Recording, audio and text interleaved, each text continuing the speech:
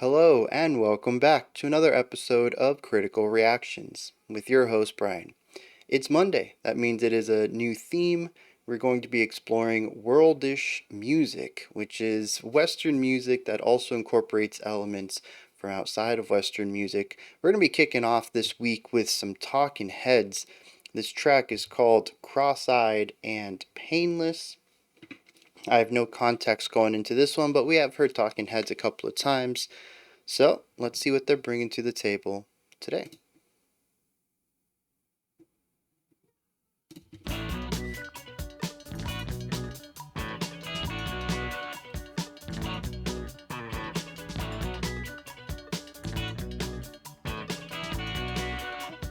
A lot of really neat percussion, really funky guitar work. We got a synth in there.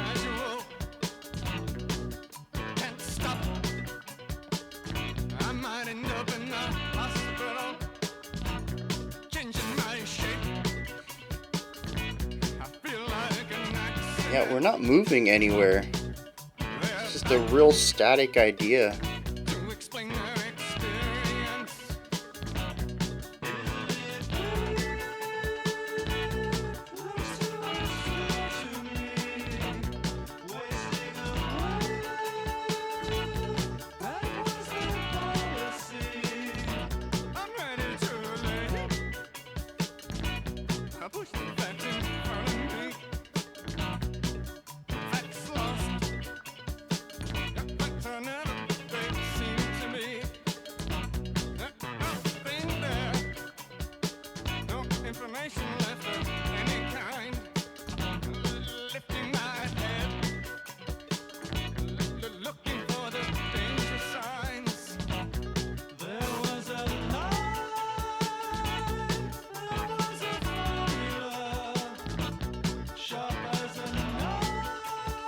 Alright.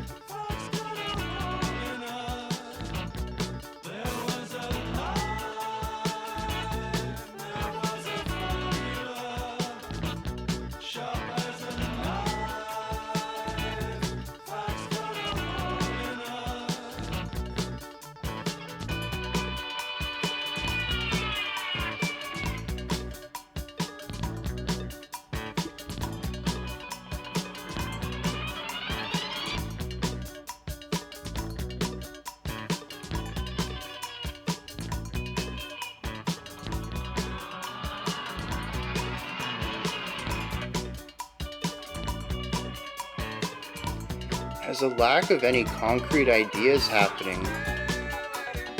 Very strange coming off of our cyclical, albeit forms, verse and chorus with the vocal work in the spotlight.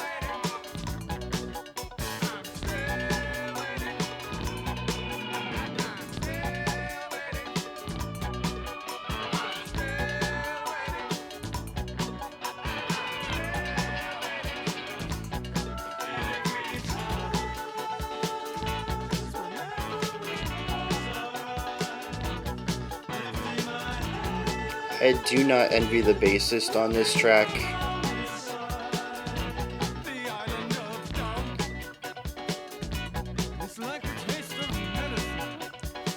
The same 2-bar phrase, 3 minutes straight now at least.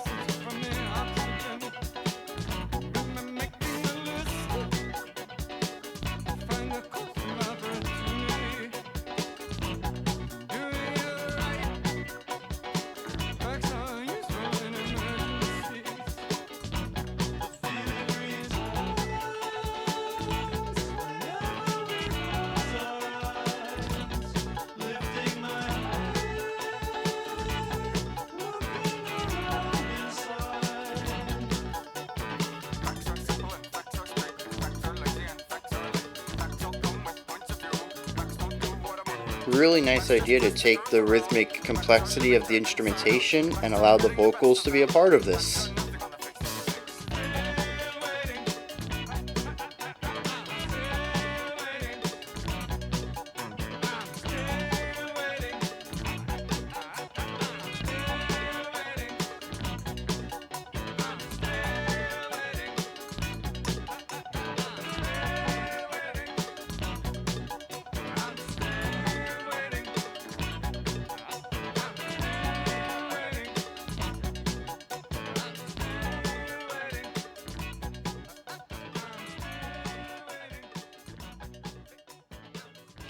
Okay.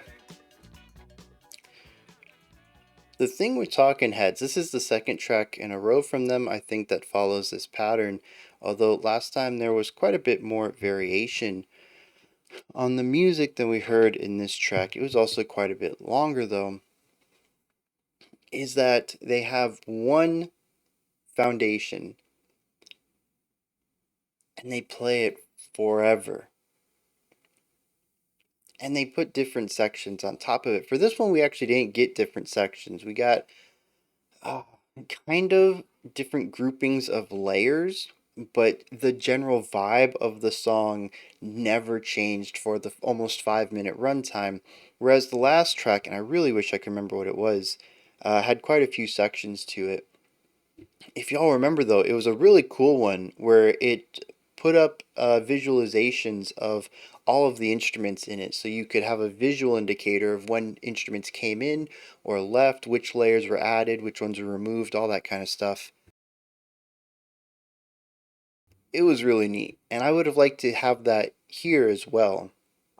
I'm getting a little spoiled with videos like that one, and even Dan Bauer's video that we checked out on 2 Fridays ago, I think it was, and it didn't have basically a visualization of the sheet music, almost like tablature. A little different idea though, but visualizing the music. But he did have lights come on whenever different instruments came in and out of the mix, and I'm like I said, I'm getting spoiled by that. It provides me a lot of extra information that allows me to take in uh, more nuanced components of the music on a first listen. I do wish we would have had that for this as well, just because there's a lot of things in here going on, and I might have missed some. Speaking of a lot of things going on, let's just talk about this main component here. Layers, rhythmic layers everywhere. It is just, you got the bass, right? And the bass is working on a 2 bar phrase where bar 1 and 2 are the same, except the bar 2 has a little pickup idea that moves into the repetition. So you got that boom, boom, boom, boom, boom, boom, boom, boom, boom. No, too much movement at the end of that. You get the idea though. It's got the boom, boom. That's the main concept. We bring it back in bar 2, and then we have a leading tone like ba ba ba. Maybe that's it. It's just one held out note that takes us back to the idea. That's what the bass does for 5 minutes straight. It does not change. On the left side, we have a guitar, electric guitar, I think, but not a lot of bite to it. It's not distorted. I think it's clean. It plays a chord for the whole song, and it just kind of has these rhythmic vamps, palm muted over it. Reminds me a lot of jazz guitar playing, just static, harmonically static, just one chord the whole time. Um, No, I take that back. I think there is a second chord that it plays occasionally to create a little bit of an uptick, a little bit of intensity before bringing it back home. But that's a bit sparser used than the core chord. What's really interesting here is the rhythmic stuff over here in the guitar thing actually changes quite a bit, or at least it does to my ear. There might be a pattern to it, but it is more complex than I could pick up here because it is juxtaposed with a lot of percussion stuff in the center to right side of the mix. And I don't know what all these instruments are. There's a lot of stuff going on in here. It is rhythmic hocketing between all of this, including our guitar over here on the left. And they're all just sort of bouncing around each other with all these really cool rhythmic patterns. It is what makes the entire song feel groovy. It's what gives it that energy, that forward momentum. It's what gives the song its life, because other than that, you have the bass going boom boom for 5 minutes, and you have a guitar over here playing the same chord for 5 minutes, and then you have some vocals over it. It is not really that interesting of a track when you view it without the percussion. It really is this rhythmic part here that is the heart of the song. It makes it as good as it is. And again, I don't know all of what's going on here, and I would really need some visual help on this. I was like, maybe I could transpose it, but I don't even know that I could transpose it quickly.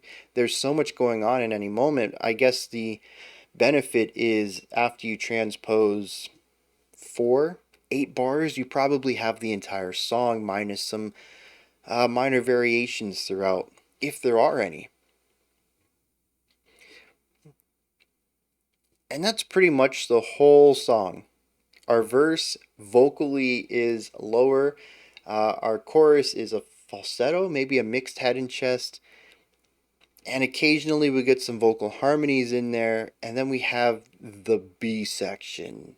The can't get the lawnmower started section. And that is, I think, what interests me most about this track.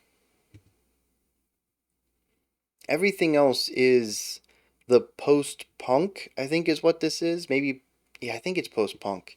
Or no wave. I don't remember what Talking Heads did. But this is very similar to a lot of the stuff we've heard from Talking Heads. It's pretty much what I expect from them.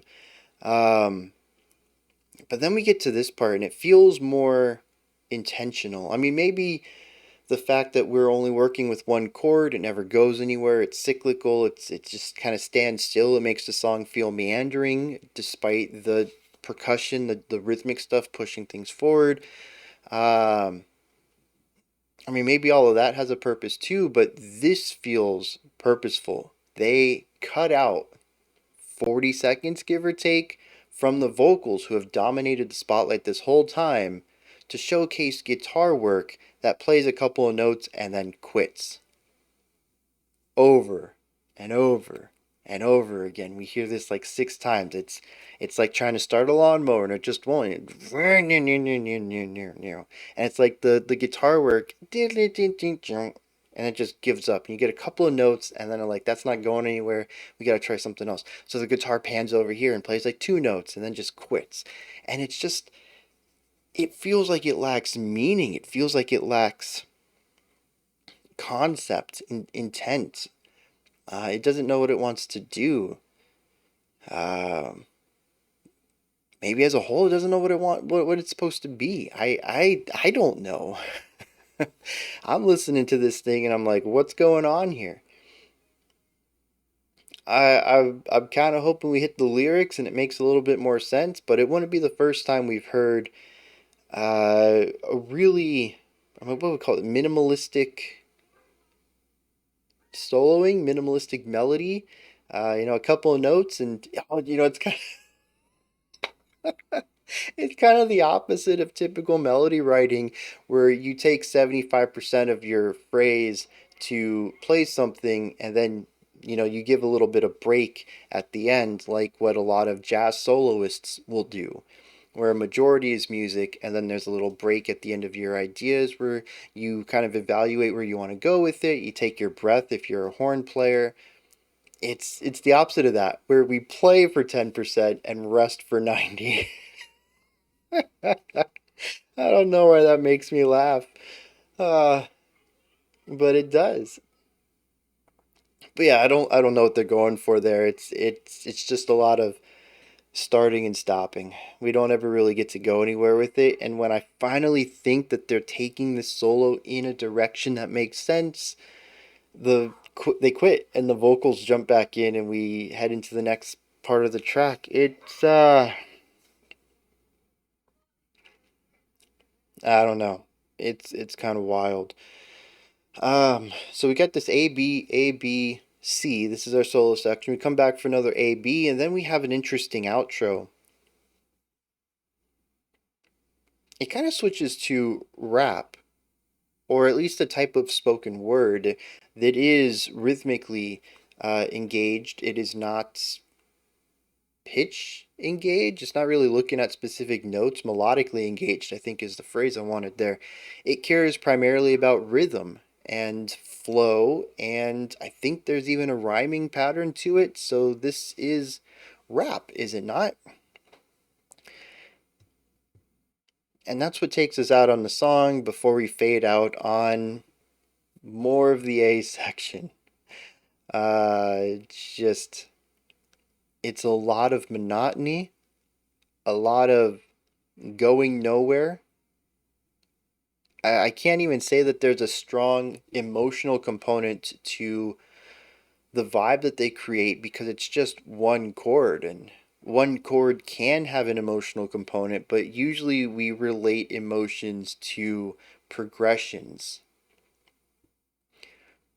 You know, if you want to make an epic sound, you move from this chord to that chord. Single chords only really have, well, okay, so here's interesting. We do have like major chords are brighter and minor chords are gloomier, but they're only that way in contrast to each other. We know that major sounds happier because when we play it next to minor, it does. But if we didn't know that, if we have never heard music before and someone just plays us a major chord, it's not going to sound happy. It's not going to sound bright. We have nothing to compare it to. So, yeah, single chords have no emotional component.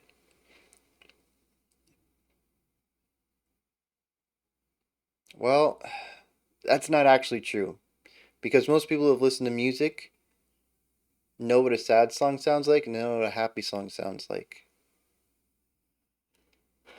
So even though the minor chord might not be in the track, the listener knows what major sounds like in contrast. So it's invisibly present because of past listening. Huh.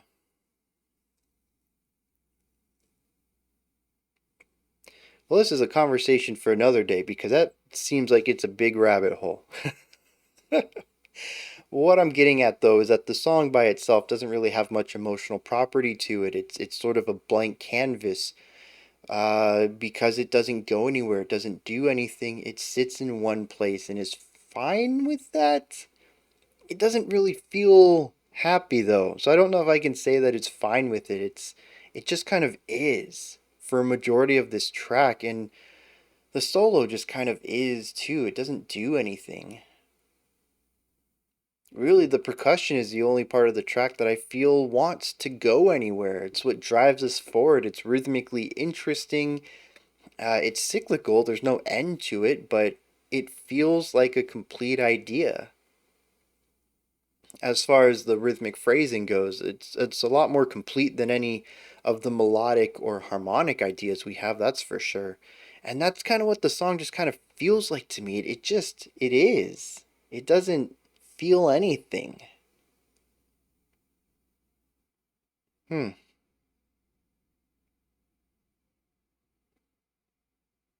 weird. It's a weird conclusion to come to. The song doesn't feel anything.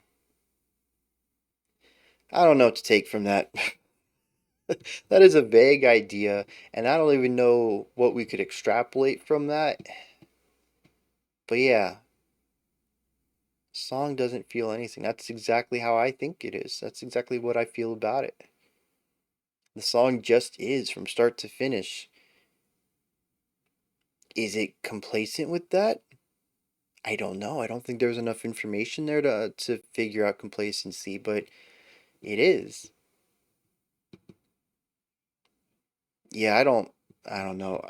I'm really hoping the lyrics clue me in because I'm a bit lost here. It's really weird to read something, understand everything you've read, and then for it not to make any sense. And that's what the music is doing to me. Like, I understand what all these components are for, I understand what they're doing, but they're not saying anything. Not anything that makes any sense. But it's not like I don't understand it. I just don't get what its purpose is.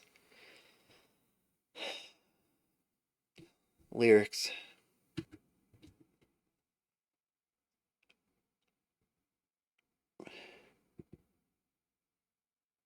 How do I talk about this?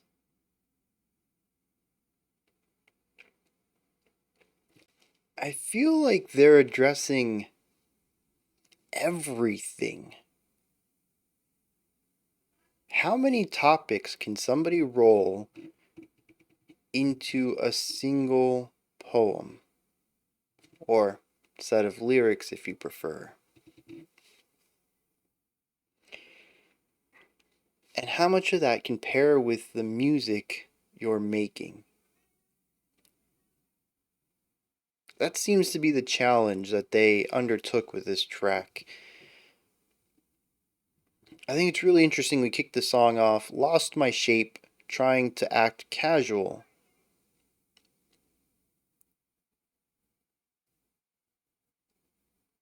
It is about a loss of form, in a way. Something without shape, or without a defined shape, would be undefined. And that's the mood of the song, but it's also our uh, harmonic concept.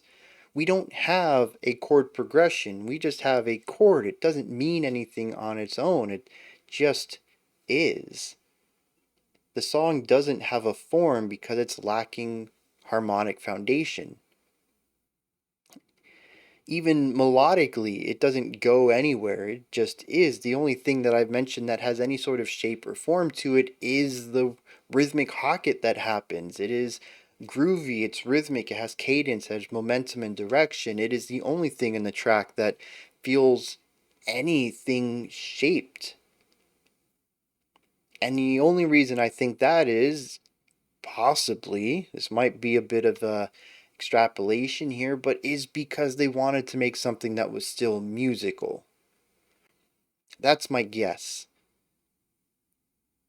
Because, like I said, without it, the song just kind of isn't that good. There's not a lot going on here. You really have to enjoy the nothingness that they're presenting in the melodic and harmonic components. And so it's the one piece that makes it feel like a song and provides that mainstream palatability to it.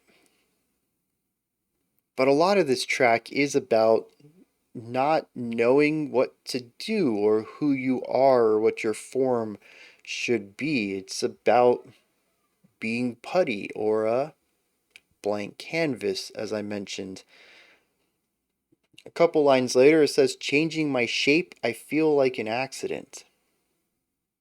Once again, an idea of not knowing one's identity, a lack of concrete information, something I mentioned a lot about this song. We can also look at the guitar solos in this perspective as well. They don't know what to do. They don't know what they are. They don't know what they should be attempting to execute. So they start some ideas and quit. They don't know what should come next. They don't know what they are.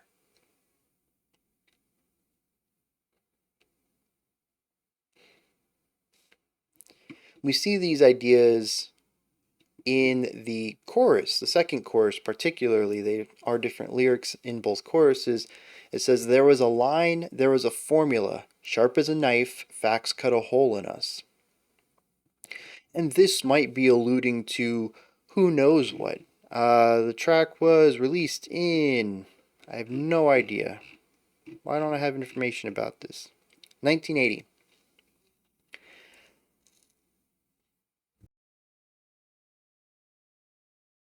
But one thing I can see is that the Talking Heads were post something. I can't remember what that was. I think it's post punk.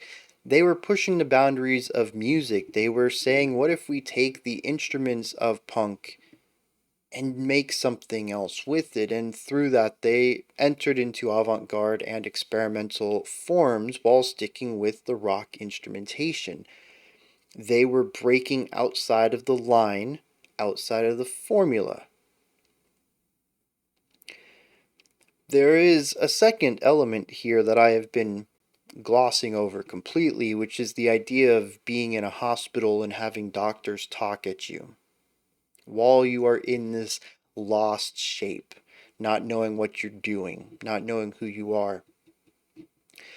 And from a perspective, I could see this as some sort of pushback against possible critics or fans who told them that, they just weren't making good music anymore because they were ignoring these rules of how to craft a song. I don't know if that's actually something that happened. Talking Heads, from what I hear, typically has a lot of praise to their name, but I don't know if that was applied retroactively or if that's actually the type of critical acclaim they had at the release of this post-punk movement. But there is this idea here that there's a formula you're supposed to be a part of, and that if you aren't, those aspects of you are shaved off, or as is stated here, you have that hole cut out of you, because the formula is sharp as a knife. And so you have to stick with what is the status quo, or you will lose those aspects of yourself.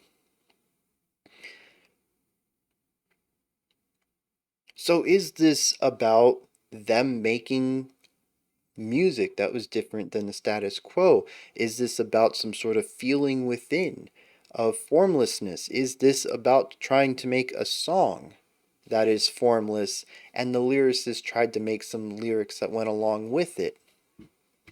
I don't know. What muddies this up even further is a hyper-focus on facts. As stated in that chorus, sharp as a knife, facts cut a hole in us. The rigidity of information. As a fact, certain kinds of music sell better. So, de facto, that must mean that that music is good and what you're making is bad. Now, of course, that is a drastic leap in logic and it falls apart rather quickly, but that's the kind of information I think they're working with on this track, on yet again another level of metaphor. Going back to the hospital level, there are so many levels to these to this track. It says, I'm ready to leave the hospital. So I push the facts in front of me. The facts are never what they seem to be. There's nothing there, no information left of any kind. The idea of seeing this raw data presented in a vacuum and realizing it doesn't say anything. Facts need context. Context is very important. Facts can be exceptionally misleading if they're not properly backed up. It's the reason why when you're writing papers, whether it is for just arguing with someone on the internet or writing a master's thesis, you need to back up your statements with ideas that prove it. You can't just say something and accept it. You have to show how it works and why it's true. And so this brings us much later down the track when we get to the bridge and he talks about the failings of vacuumous facts. Says they're simple and straight and lazy and late. But most importantly, they don't come with points of view. They just twist the truth around.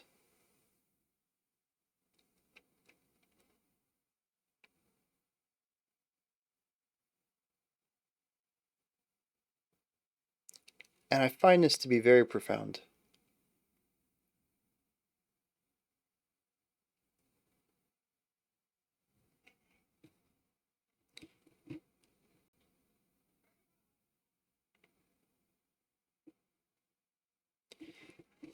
On a final level, we also have the idea of growth and expansion, something that doesn't happen particularly in the music, but is spoken about in the lyrics. The loss of one's shape and the changing of one's shape outside of the norm. So much so that in the first chorus, the doctors reply, "Isn't it weird? It looks too obscure to me." And the narrator feels that their policy in this situation then is to let me waste away. They don't know how to treat me. And this could be read in so many different ways. But the growth and change, the metamorphosis of oneself into something that most people don't understand.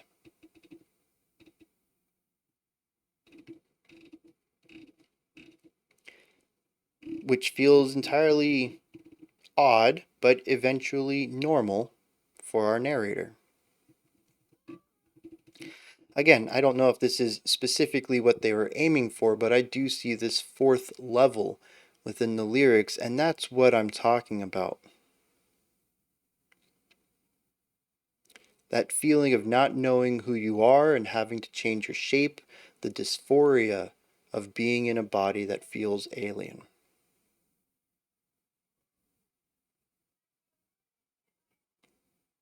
How is it that these lyrics seem to apply to all of these topics? I don't know, but I'm quite impressed with all the levels here. And of course, like I mentioned, the whole idea of being formless is present in the music wholesale. That is the main idea present in the music, is that it doesn't go anywhere. It doesn't neatly wrap itself up. It doesn't present anything. It is a blank canvas.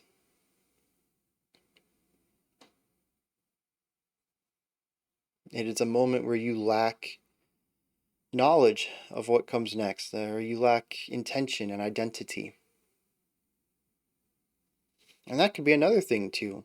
Loss of identity. Is that possibly what they're talking about here? Taking that mental concept of kind of feeling like you don't know who you are anymore and extrapolating it out to a physical form of literally losing your shape. I don't know. A lot to think about. Those are my thoughts on Talking Heads' Cross-Eyed and Painless. What'd you all think, though? Let me know your comments, perspectives, opinions, any of it, down in the comment section. Above that, in the description box, you'll find a link to Linktree. Takes you to this menu here. You can find my music, ways to support the channel, a link to the Discord server, and so much more.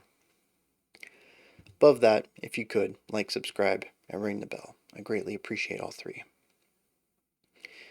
Man. A lot heavier of a track than I thought given the music. We have a special selection. Otherwise, we'll be back tomorrow, 5 p.m. Eastern Standard Time, 9 p.m. UTC, as usual. Until next time, remember to be critical, not cynical, of the music you listen to. And have a fantastic morning, afternoon, or evening, whenever you choose to watch my videos.